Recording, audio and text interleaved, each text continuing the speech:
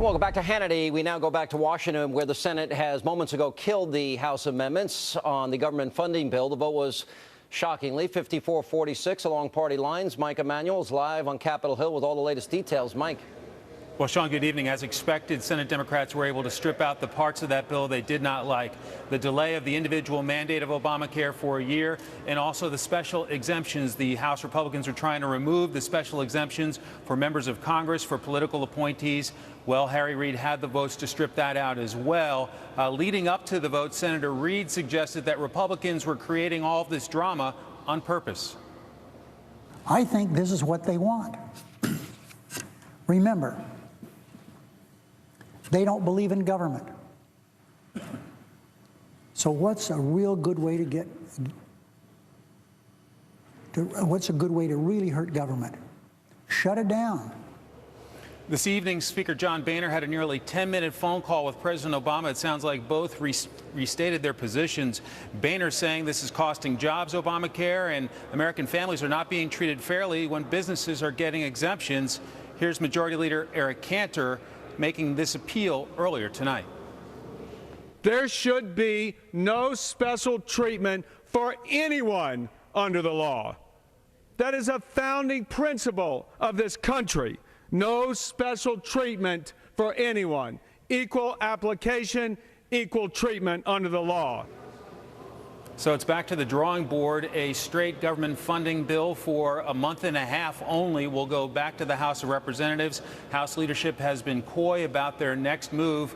Senate Majority Leader Harry Reid said he was not closing up shop just yet. We expect him to come back to the floor probably around 11 o'clock tonight, with only an hour to spare before we see a partial government shutdown. Sean? All right, Mike Emanuel, thanks so much for joining us here with reaction to this, much more. Former Alaska Governor, Fox News contributor Sarah Palin.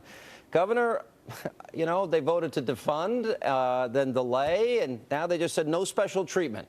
If we have an employer mandate, we have an individual mandate exemption. And by the way, we don't subsidize Congress and not the rest of the country. And then nothing. What's your reaction? Well, this is quite unfortunate, of course, and I hope that red state Democrats will be held to account as they're up for re-election. I can think of three right now who had even recognized recently Obamacare's fatal flaws, and yet they still had to go along like a bunch of sheep following Harry Reid with this partisan vote. Quite unfortunate. Now, all this hysteria, anyway, Sean, over a partial government shutdown is exactly that. It's hysteria. There isn't going to be an actual government shutdown as long as we prioritize funding for those most important functions of our federal government. I can't believe that Harry Reid stood there on the Senate floor and said that Republicans don't believe in government. No, we don't believe in burdensome, intrusive, unconstitutional government. We believe in government fulfilling its proper role, which is a whole nother story. Well, in each case, they funded the entire government, except for Obamacare, and now they watered it down to a one-year delay in the individual mandate and the exemption for Congress. What is your reaction to how the Republicans have handled this, Governor?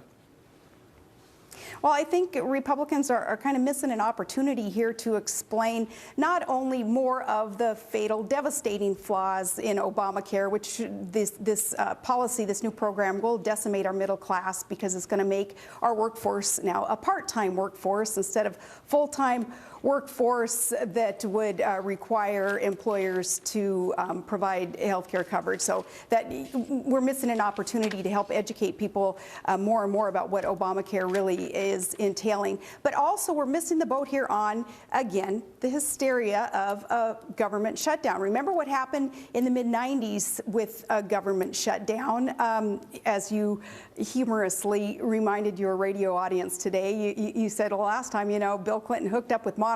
That's one thing that happened during the last shutdown. But also during the shutdown, Sean, what did we see? We saw the GOP actually gain seats. We retained the majority in the House and gained 2 Senate seats. We also saw welfare reform enacted during that period afterwards. And we also saw, finally, a balanced budget that a deal was struck there. So there are some good things that can come out of making our federal government as irrelevant, productively irrelevant in our lives as possible. We can do that through educating the public during an opportunity like this of some kind of partial government shutdown. All right, Governor, one thing I'd like to see, and we'll get to this when we get back, I'd like to see Republicans stop negotiating with themselves. Also, when we come back, I want to ask you about what you think is going to happen next and what you would advise the leadership in the House to do next. As I understand it, as of this moment, we just got word that the Republicans are huddling in Speaker Boehner's office. What's going on, we don't know yet. We're going to have more with Governor Palin after the break as we continue to monitor Capitol Hill, the looming government shutdown. We are now 2 hours, 15 minutes, and 54 to 1 second away. Straight ahead. Welcome back to Hannity as we continue with former Alaska Governor Sarah Palin. Governor, I guess the question is they went to delay, defund, and now they have gotten to the point no special treatment. Question is, what do Republicans do from here? We discussed this earlier with Pat. I think it's obvious they should just continue to fund each portion of government like they did the military and then hand it over to the Senate, and there's nothing else they can do. What do you think they should do? Yeah, exactly. And remember, President Obama, when he was a candidate, he had promised that he would go line by line through the budget and unfund things that were unnecessary and fund the things that were a priority. Well, now's his chance and congressional leaders' chance to go line by line and fund those things that we need. Another thing that GOP leadership needs to do is remind the public this is not Armageddon. This is a pinprick. It is not the end of the world if there is a partial government shutdown. Now, President Obama, a couple weeks ago when he was hell-bent on dropping bombs on Syria, he said America doesn't do pinpricks. Well, no, we don't do pinpricks, but sometimes we elect them. And it's all the more reason then in dealing with what we have as leadership, politically speaking, in this country right now, that GOP stands firm, demands that same exemption for us average Americans that Congress gave themselves. Yeah, I think it's important to remind people, and even the president said this in his press conference earlier today, that we're going to continue to fund the military and border control and air traffic controllers and mission control and Medicare and Medicaid and Social Security and national security and public safety. I mean, all those things are funded here. And then the Republicans can, you know, piece by piece, continue to fund the rest of the government if they don't want the full bill, and then the Democrats will decide whether to fund the government or not. Maybe I'm just one of the few people. I'm just not. This doesn't impact me mentally. We've had 17 government shutdowns, Governor. I'm not afraid of a couple of weeks of government being shut down, especially it's a limited shutdown. I don't think our politicians are actually afraid of the impacts of a partial government shutdown, a short-term shutdown. I think they're afraid of what the mainstream media will do to them, especially these GOP members. They need not be afraid. You know you're going to get blamed, GOP. Deal with it, you know, and use the opportunity again to educate the public on what is a priority for our federal government, what states' rights and responsibilities, and even more important, what individual initiative can do for this country again and for our industry, and as was intended by our founders, how limited federal government should be. This is the opportunity that we will have to show and to explain more about the roles of government in our lives. What do you make of the name-calling that's gone on the last few days, Governor, and that is Republicans are hostage takers, they're strapping bombs on themselves, they're terrorists, arsonists, anarchists, extortionists. It's time to punch the bullies in the nose. They are racist. One House member said, your hate for this president comes before your love of this country. I mean, I can keep going on. What do you make of the left's rhetoric here?